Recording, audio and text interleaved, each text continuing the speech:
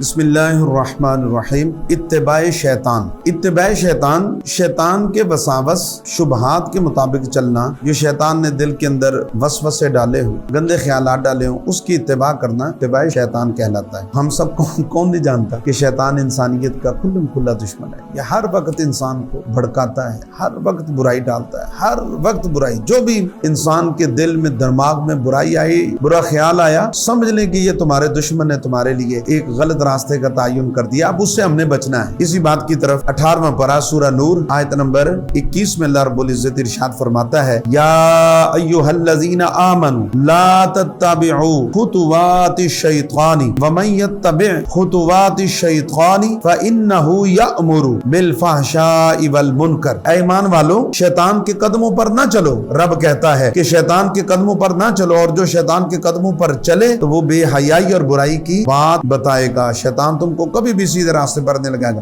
اب سنیے رسول اکرم صلی اللہ علیہ وسلم کیا ارشاد فرماتے ہیں، حدیث رسول صلی اللہ علیہ وسلم، کہ شیطان انسان کے راستے میں آ کر بیٹھ جاتا ہے۔ جب وہ اسلام قبول کرنے لگتا ہے، پہلے وہ مسلمان ہونے نہیں دیتا۔ مسلمان جب ہونے لگتا ہے تو اس کے دل میں دماغ میں وسوسہ ڈالتا ہے کہ تو اپنے باپ دادا کے دین کو چھوڑ رہا ہے، تو کس راستے پر چل پڑا۔ اگر وہ اسلام قبول کر لیا، اس نے شیطان کی بات کو نہیں مانا، پھر وہ رکاوٹ ڈالے گا۔ حضور فرماتے ہیں بندہ وہ جب اسلام قبول کر لیا اس نے، تو اللہ تعالیٰ اس کے پچھلے سارے گناہوں کو معاف فرما دے گا۔ اب پہلا انعام کیا ملا؟ شیطان کی بات نہ ماننے پر اسلام قبول کرنے کے بعد جب دولت ملی، اللہ نے سارے کے سارے گناہوں کو معاف کر دیا۔ شیطان ابھی رکا نہیں، پھر وہ کیا کرتا ہے، پھر اس کے راستے میں کھڑا ہو جاتا ہے کہ اب تو ہجرت نہ کر۔ وہ بندہ جب ہجرت کر لیتا ہے اللہ کے لیے، اللہ تعالیٰ اس پر بھی اس کو اجر دیتا ہے۔ پھر جب وہ بندہ جہاد کے لیے کوشش کرتا ہے تو وہ کہتا ہے تیرا مال جائے گا، تیری دولت جائے گی، تیرا مال تقسیم کر دیا جائے گا۔ لیکن انسان مسلمان کیا کرتا ہے، شیطان کی مخالفت کر کے وہ جہاد میں شامل ہو جاتا ہے، جہاد میں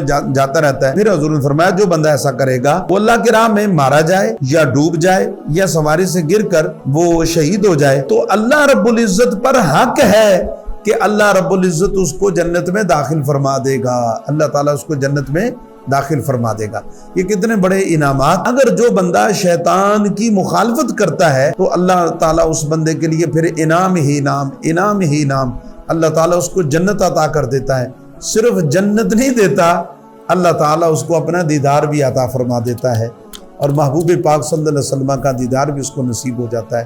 السلام علیکم ورحمۃ اللہ وبرکاتہ۔